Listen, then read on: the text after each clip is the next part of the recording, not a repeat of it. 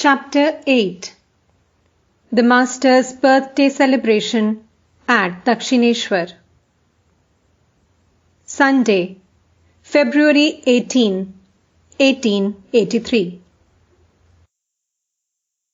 Sri Ramakrishna arrived at Govinda Mukherjee's house at Belgharia, near Calcutta. Besides Narendra, Ram, and other devotees, some of Govinda's neighbors were present. The Master first sang and danced with the devotees. After the kirtan, they sat down. Many saluted the Master. Now and then he would say, "Bow before God." "It is God alone," he said, "who has become all this." But in certain places, for instance, in a holy man, there is a greater manifestation than in others. You may say there are wicked men also. That is true. Even as there are tigers and lions. But one need not hug the tiger god. One should keep away from him and salute him from a distance. Take water, for instance. Some water may be drunk. Some may be used for worship. Some for bathing, and some only for washing dishes. A neighbor: "Revered Sir, what are the doctrines of Vedanta?" Master: "The Vedantist says, I am He. Brahman is real and the world illusory. Even the I is illusory. Only the Supreme Brahman exists. But the I cannot be got rid of. Therefore, it is good to have the feeling, I am the servant of God, His son, His devotee." For the Kali Yuga, the path of bhakti is specially good. One can realize God through bhakti too. As long as one is conscious of the body, one is also conscious of objects. Form, taste, smell, sound, and touch. These are the objects.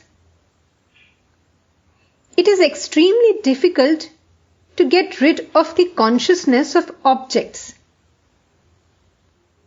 And one cannot realize I am He as long as one is aware of objects. The sannyasi is very little conscious of worldly objects. But the householder is always engrossed in them. Therefore, it is good for him to feel, I am the servant of God. Neighbor: "Sir, we are sinners. What will happen to us?" Master: "All the sins of the body fly away if one chants the name of God and sings His glories. The birds of sin dwell in the tree of the body. Singing the name of God is like clapping your hands. As At the clap of the hands, the birds in a tree fly away, so do our sins disappear at the chanting of God's name and glories. Again, you find that the water of a reservoir dug in a meadow is evaporated by the heat of the sun. Likewise, the water of the reservoir of sin is dried up by the singing of the name and glories of God. You must practice it every day. The other day, at the circus, I saw a horse running at top speed, with an English woman standing on one foot on its back.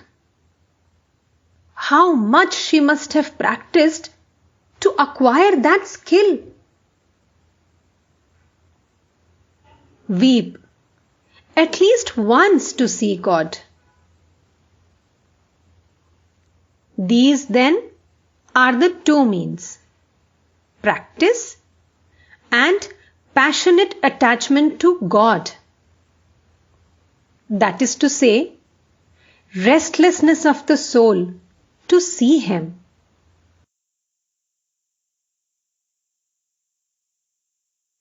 Sri Ramakrishna began his midday meal with the devotees.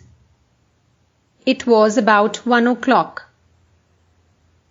A devotee sang in the courtyard below. Awake, mother, awake! How long thou hast been asleep in the lotus of the Mooladhara? Fulfill thy secret function, mother. Rise to the 1,000-petaled lotus within the head, where mighty Shiva has his dwelling. Swiftly pierce the 6 lotuses and take away my grief, O essence of consciousness. Hearing the song, Sri Ramakrishna went into samadhi. His whole body became still, and his hand remained touching the plate of food.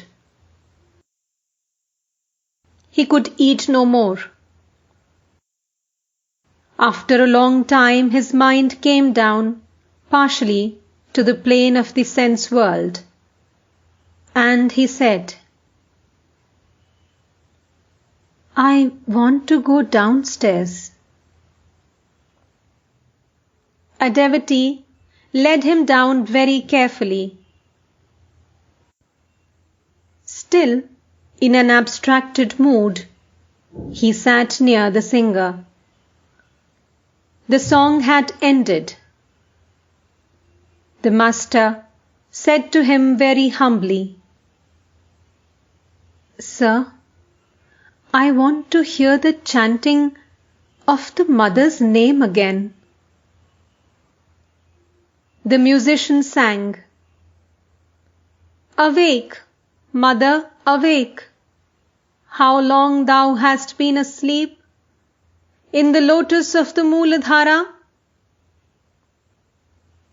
The master again went into ecstasy.